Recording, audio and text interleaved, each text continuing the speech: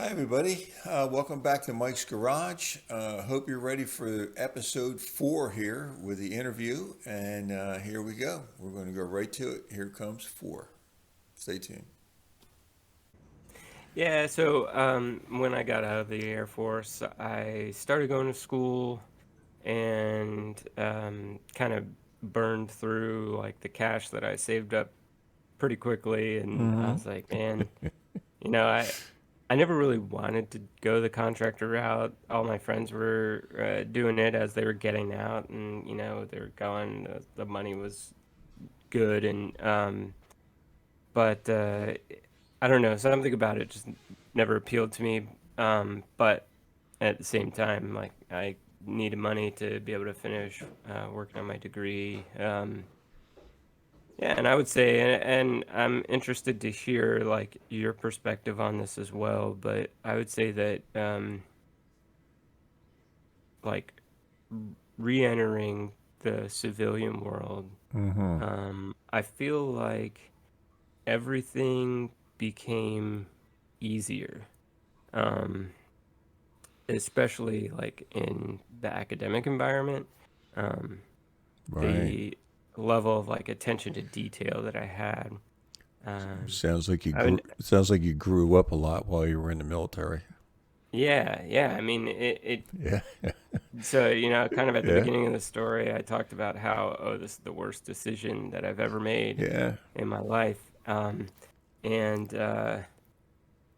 it ended up being the best decision I had ever made in my life. So I Mm-hmm. think that's kind of that hindsight's 2020 thing. Yeah. Um, S- and that's, I guess, just what I would say to um, anyone that's listening that is considering a career in the military, but they're hesitant about it.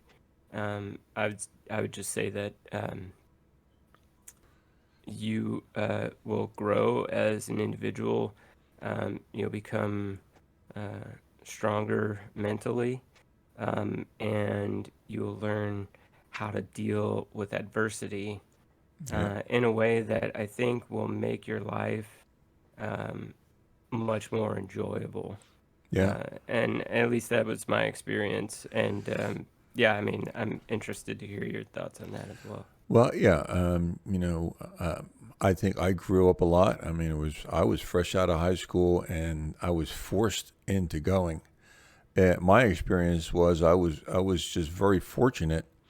I had uncles who were supportive, and when I turned 15 or 16, I was looking for a summer job, and they got me a job at a gas station. My uncle knew the guy at the gas station. He said he would give me a job, and they taught me everything. I mean, I was just not a gas pump jockey. Change tires, brakes, drive shafts, universal joints, change engines, swap transmissions, do the wiring on the headlights. I mean, we were told. I was taught to do everything by these guys. I mean, we worked on big trucks, air brakes, diesels, fuel injection. I mean, I was 16 years old, and I could take Yeah, a that's awesome. Chevy V8 apart and put it back together without any instructions, without any help.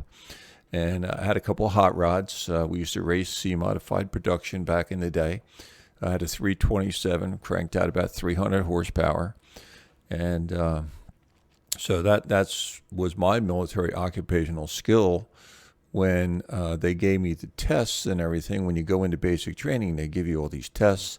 Which way does the wheel turn? What is this called? What's that called? And I got 100% on it. And the sergeant says to me, you got 100% on the test. And I said, well, I raced C modified production. I was 18 when I got drafted. And so I used to race C modified production. I still have a hot rod at home. And he said, well, then would you say you're a mechanic? And I said, yes, I'm a pretty damn good mechanic.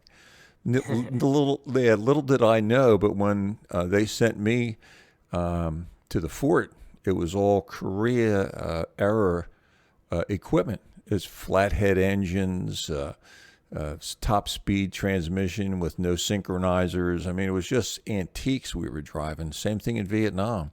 They Yeah. sent all the old equipment over there just to use it up. I guess they had so many trucks that were from the 1950s and late 40s, and that's what we were driving around in. And I didn't know how to fix everything because that's the equipment I was told to figure it out. So, yeah, I think, and I agree with your thoughts on it's not that bad of a place when if you go in there and you sign up to get a career and it's something you think you want to do. I mean, I know they offered me $2,500 back in 1970 to re-enlist, and they wanted me to sign up for 4 more years, and they were going to give me a bonus, and I could pick the fort that I wanted to go to. Did they do something similar for you? Did they want you to stay in, and what kind of bonuses were they offering at that time? Yeah, I'm trying to think back now. I think there was definitely a re-enlistment bonus. Um, I wasn't gonna be able to pick, where I wanted to go or anything like that because I could really only be at like one location.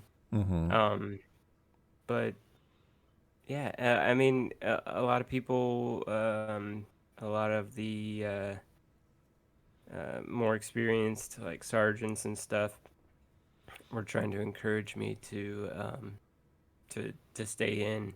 Mm-hmm. Um, yeah, it was difficult. It was a difficult decision to leave. That's for sure. Yeah. And there's still a lot of things that I miss about it. Mm-hmm. Me and my buddies, we talk about it every now and then, and just the good times, like You always found a way to have a the good time. camaraderie. Yeah, Yeah, yeah, the camaraderie, because you got to have each other's back. yeah, I mean, being in combat situations, you have to take care of each other. You have to know who you can trust and who you don't want to be with or be around. They're not going to be able to help you out. So yeah, those kind of things really do, get you some good friends, some buddies, some comrades, and all that while you're in there. So it's very exciting. yeah, yeah, absolutely. But listen, we've rambled on here for quite a bit. I'm going to let you go. I don't know if you have any closing thoughts that you want to do here. I can't tell you how much I appreciate you coming on to Mike's Garage and giving me your experiences. I think it's very, very interesting. Hopefully, the audience will. I can't see how they can't see this is interesting. That how you wound up where you were and all the different things that happened to you. It's just amazing that can happen. And you're still a young guy too. So thank you for your service. Thank you for coming on to Mike's Garage. What do you want Yeah. to close with, Steve? Oh no, just thanks for having me. It was a pleasure. And yeah, I'm happy to share my experience and stuff, and hopefully somebody gets some value out of it. Okay, great. Thank you very much. Yeah, thank you. All right. Take care, everybody. We'll be right back. Stay where you are, Steve. I'm going to get Joe over here. We're going to cut this out. Here you are, All Joe. right, cool. Thanks, Steve. Thank you so much. It's amazing. Work, Steve. Yeah, Yeah. thanks.